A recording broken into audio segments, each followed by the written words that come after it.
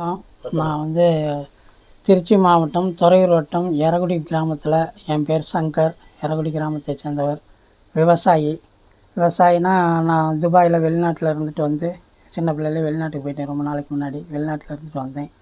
வெளிநாட்டில் விவசாயிகளுக்கு இந்தியர்களை ரொம்ப கேவலமாகவும் ரொம்ப மட்டமாகவும் இந்துக்களுக்கு ஒரு மரியாதை இல்லாத ரொம்ப கஷ்டப்பட்டேன் இந்திய வெளிநாட்டிலலாம். அப்புறம் இங்கே பார்க்கும்போது நம்மளுடைய பாரத பிரதமர் நரேந்திர மோடிஜி அவர்கள் இந்துக்களுக்கான ஒரு தலைவராகவும் இந்துக்களுக்காக ஒரு பிரதமராகவும் இருந்தார். அது எனக்கு ரொம்ப பிடிச்சிருந்தது.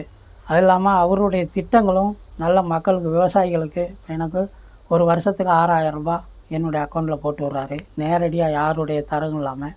அதுக்கு பிற்பாடு சொட்டு நீர் பாசனம் வறட்சி இப்போ சரியான வறட்சியாக இருந்தது. அந்த வறட்சியிலலாம் சொட்டு நீர் பாசனம் போட்டு கொடுத்து 75% மானியத்தில் கொடுத்தாங்க.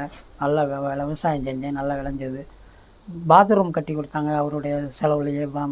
அவர் ஒரு திட்டம் போட்டு எல்லா விவசாயிகளுக்கும் பாத்ரூம் இல்லாதவங்களுக்கு கிராமங்களில் கட்டி கொடுத்தாங்க. கேஸு சிலிண்ட்ரு விறகு வச்சு தான் எரிச்சிக்கிட்டு இருந்தோம். அவருடைய திட்டத்தில் தான் கேஸ் சிலிண்ட்ரு கொடுத்து இன்றைக்கி நாங்கள்லாம் கேஸ்லேயே எரிக்கிறோம். இப்படி பல திட்டங்களை பாரத பிரதமர் நரேந்திர மோடிஜி அவர்கள் ஏழை எளிய மக்களுக்காக நல்லா செஞ்சுருக்காரு. அது எனக்கு ரொம்ப பிடிச்சிருந்தது. இப்படி ஒரு பிரதமர் இருக்காருன்னு. அதனால் அவருக்கு ஒரு கோயில் கட்டணும்னு எனக்கு ரொம்ப நாள் ஆசை. அதுவும் இந்தியாவிலேயே முதலாக பாரத பிரதமருக்கு கோயில் கட்டணும்னு ஆசைப்பட்டு அந்த வருஷம் மட்டும் மறைஞ்ச போது 2019 கோயில் கட்டணும்னு ஆசைப்பட்டு கட்ட ஆரம்பித்து ஒரு 6 மாதத்துலேயே கட்டி முடிச்சிட்டோம். கட்டி முடித்து அதுக்கு 1,25,000 ரூபா எனக்கு செலவாச்சு. செலவானாலும் கட்டி முடித்து வச்சுருக்கேன். அவருக்கு ஒரு சிலையும் மாறளவு சிலை செஞ்சு வச்சு அதுக்கு டெய்லியும் பூஜை பண்ணி அதை ஒரு கடவுளாகவே நினச்சி நான் கும்பிட்டுட்ருக்கேன்.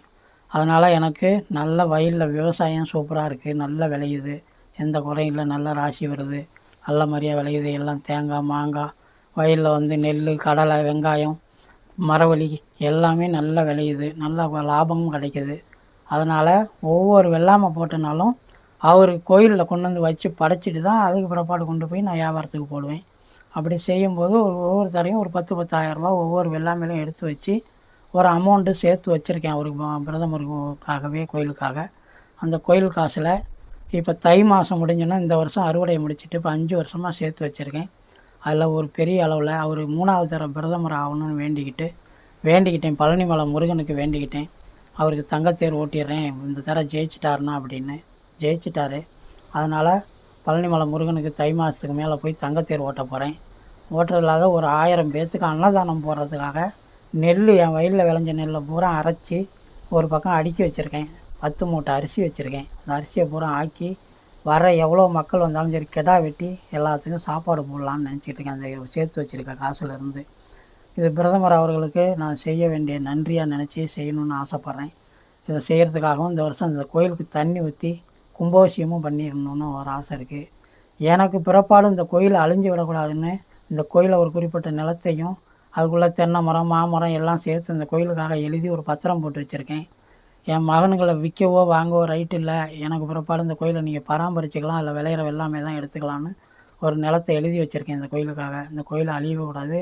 100 வருஷம் அவர் 100 110 வருஷம் நல்லா வாழணும். பிரதமர் 100 கோடி வாழணும் அப்படிங்கிறது தான் என்னுடைய ஆசை. அதுக்கு மேலே இன்னும் அடுத்த தரையும் அவர் பிரதமராக ஜெயிச்சு வரணும். 2030 வரைக்கும் அவர் தான் ஆட்சியில் இருக்கணுங்கிறது என்னுடைய ஆசை. அப்படின்னு நினச்சி தான் இப்போ இத்தனையும் செஞ்சுக்கிட்டு இருக்கேன். இன்னும் அவர் நல்லா இருக்கணும். அவருடைய திட்டமும் ஏழை எளிய மக்களுக்கு இந்தியாவில் நான் நிறையா மக்களுக்கு போய் சேரணும். நல்ல நல்ல திட்டங்கள் இந்த விவசாயிகளுக்கான திட்டமெல்லாம் பாரத பிரதமர் நரேந்திர மோடிஜி அவர்கள் கொண்டு வரணும் அப்படிங்கிறது தான் என்னுடைய ஆசை. ஒரு 100 வருஷம் சந்தோஷமாக வாழணும், நல்ல நோய் நொடி இல்லாமல் வாழணுங்கிறது என்னுடைய ஆசையாக இருக்குது.